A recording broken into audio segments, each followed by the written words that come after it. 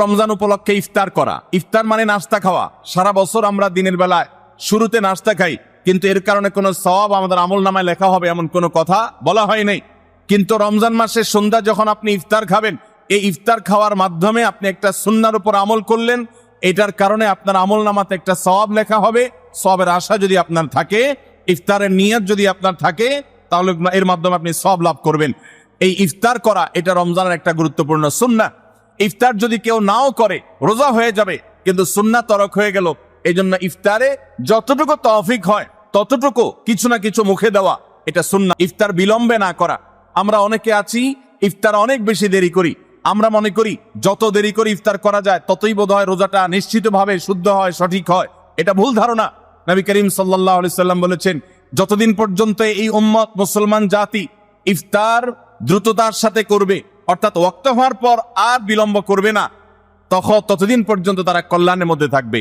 এক্ষেত্রেও সাহরির মতো একই কথা প্রযোজ্য, যে দ্রুততার সাথে মানে এই নয় যে একবারে সেকেন্ড হিসাব করে ফেলতে হবে, তবে যতটুকু সম্ভব নিশ্চিত হয়ে গেছেন সূর্য ডুবে গেছে, আর বিলম্ব না করে ইফতার করাটাই হলো সুন্নাহ।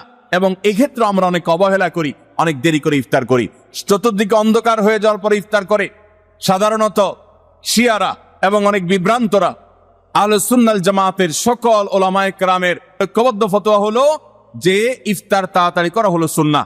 রমজানের আমল হলো ইফতারের দোয়া পড়া। ইফতারের দোয়াটা আমরা অনেকে জানিও না, আবার অনেকে জানলেও সেটা কখন পড়তে হয় সেটা জানি না। ইফতারের শুরুতে বিসমিল্লাহ বলে ইফতার শুরু করতে হবে, ইফতার করা শেষ, এরপরে দোয়া পড়তে হবে।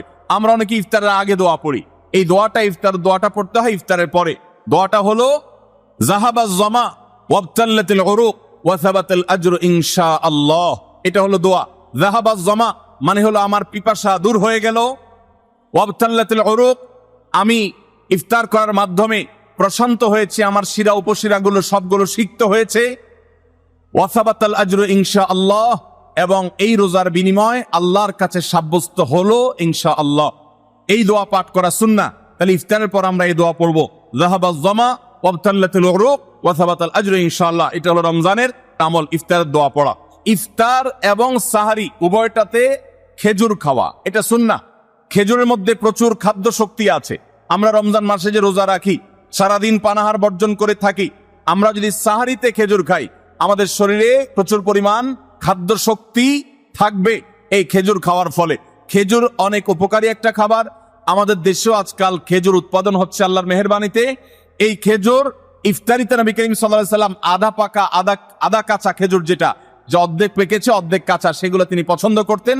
সেটা না পাওয়া গেলে সাধারণ খেজুর এটা দিয়ে ইফতার করা